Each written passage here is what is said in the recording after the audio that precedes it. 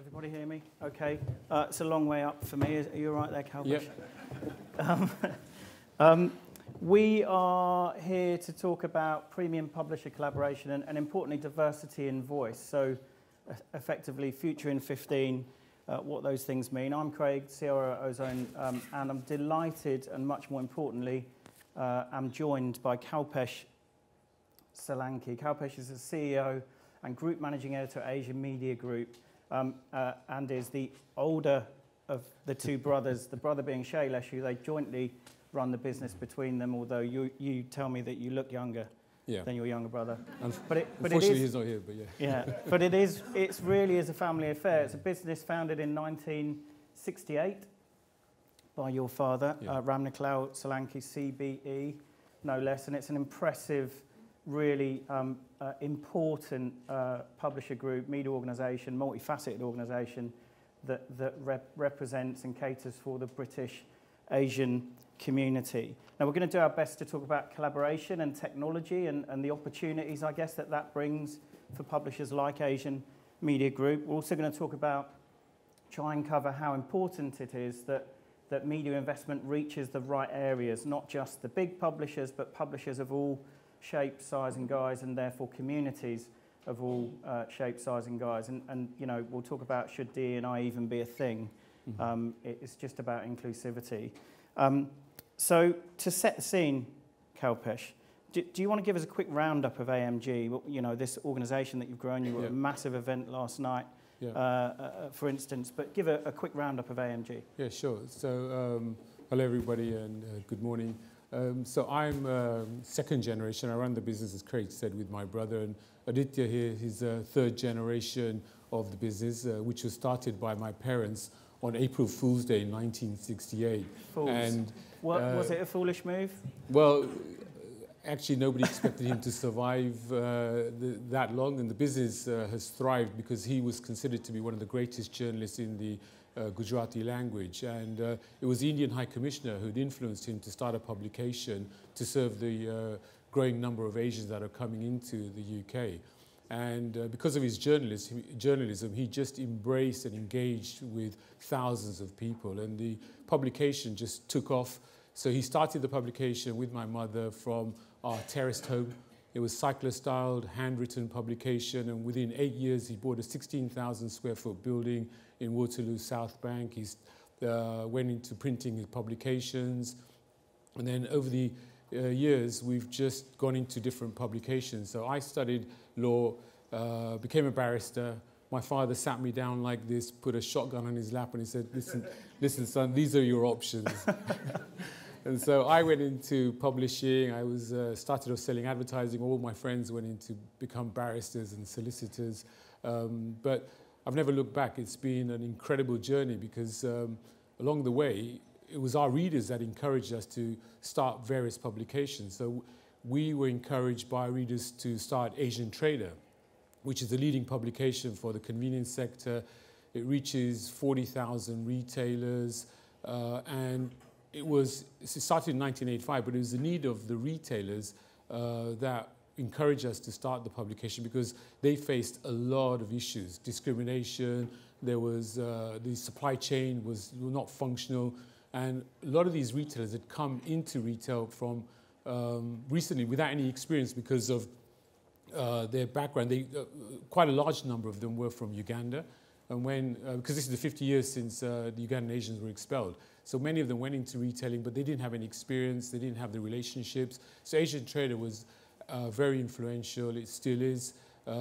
We have developed the whole brand and a hub where we now offer an immense number of services to the food and drink sector, including the ability to build distribution through route-to-market solutions. So we have call centers based out of India, we text message, we WhatsApp, we speak to retailers, we speak to various decision makers, but in different languages. And we operate in different hubs. So we have pharma, we have a hospitality hub, but we also have a diversity hub. So we do quite a lot of work in diversity, which we have been for over 20 years. Yeah. So relatively busy. Yeah. So you've talked a little bit about it there, actually, but describe the impact then on these communities that businesses like yours have. if you can sum it up. Yeah. I think the impact has been to bring people together, to remove the barriers and any hurdles that people have in understanding each other. So, for example, we were talking about Asian Trader. There were a lot of women that run shops, and delivery drivers would just throw boxes into the shop. Wouldn't even help put them in the back. Maybe there were language barriers, cultural barriers, but all of these issues needed to be addressed. There were salespeople that were going in and wouldn't understand the cultural background of people they were talking to. Women from Asian cultures don't necessarily shake hands. And so they would say namaste, for instance, and showing a lack of respect for who they are. So what we've done is we've broken those barriers down through face-to-face activities, just bringing suppliers, distributors and retailers together. So I think over the years, it's just engaging with all variety of people, whether it's in the supply chain or community leaders or politicians. Yeah, really important. And bringing it to advertising then. Yeah. That relationship, I guess, and the impact you make and how important you are for the British Asian community at large, it is, I guess that puts you in a driving seat for understanding how advertisers should engage with those people. So you talked about some great examples of working with, say, Sainsbury's or government on the COVID communications. Talk a little bit about how you were able to help those messages land, I guess, within the community. So during the pandemic, the initial stages, a lot of ethnic minorities were dying.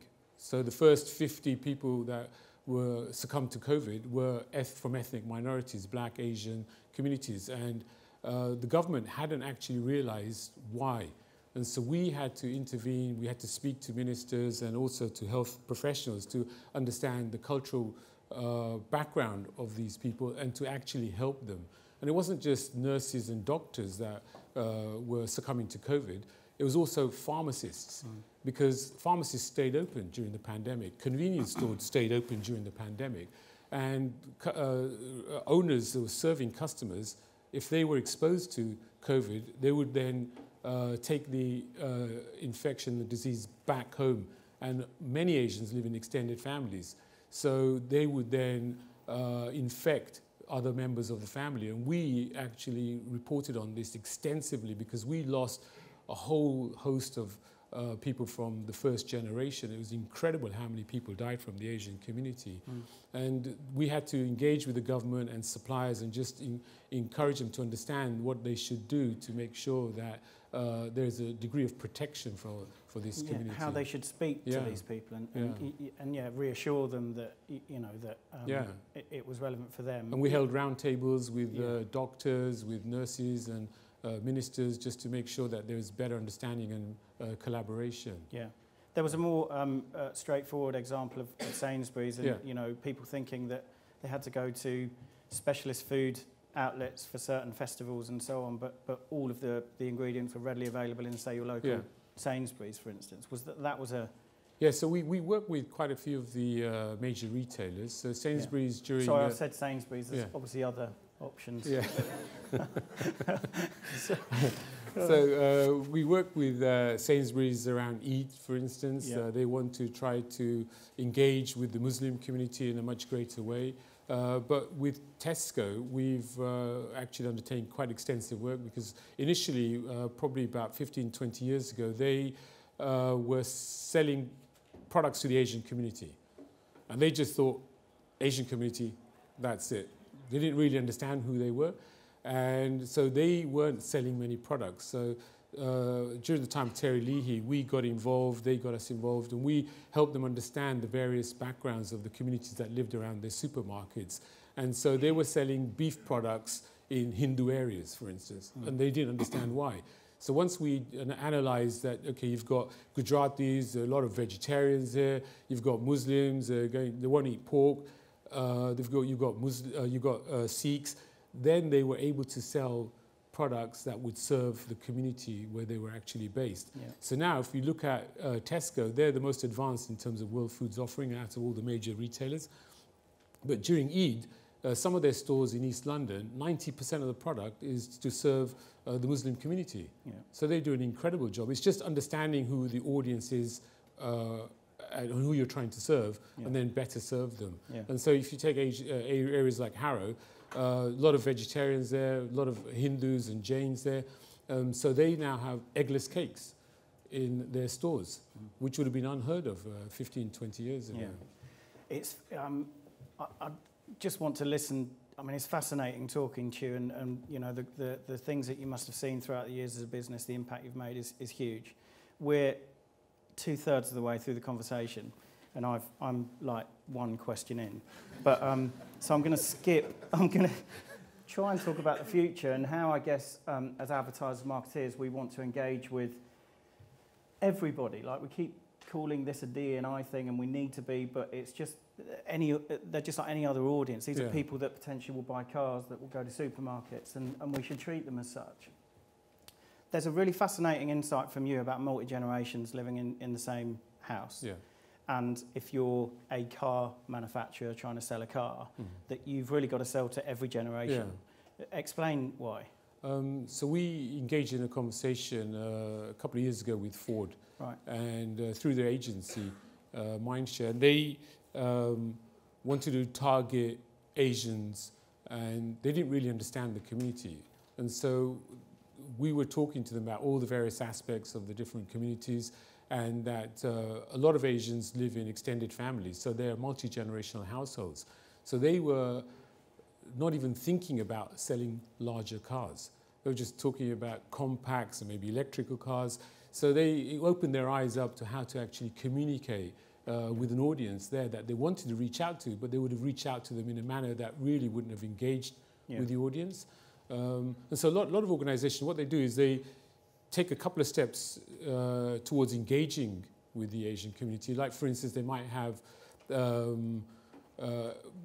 ethnic minorities in the creative, for instance, whether it's on television, print, or digital. But then they won't actually try and reach out and engage with the audience with that particular message.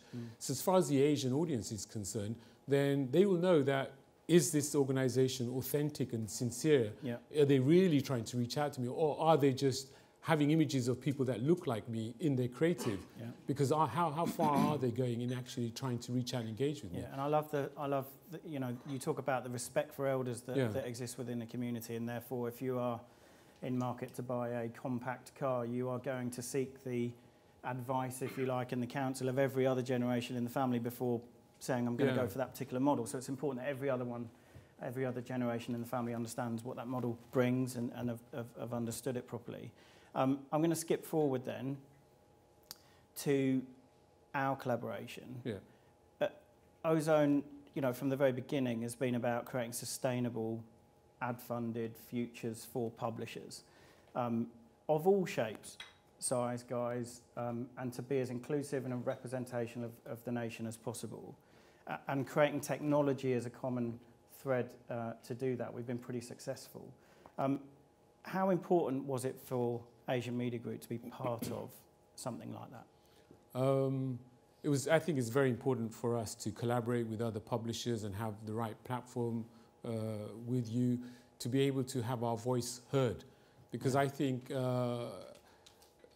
all organizations want to reach out to various communities, but then they don't know how to. And for us, as a small publisher, we're not necessarily going to have our voice heard. So I think working with Ozone, it amplifies our voice. It allows us to actually speak to people that we may not have spoken to. So I think it's very important to collaborate. Yeah, I mean, you bring a huge amount to the platform. You know, it's a massively exciting opportunity for advertisers working with us to have Asian Media Group as part of that platform. Do you think, do you think that people publishers in isolation face such challenges? You know, they don't get considered when it comes to big audience budgets and big platform budgets because people get distracted by new shiny things instead of actually taking the extra steps, as you talk about, to properly engage with. And you understand your readers like nobody else could.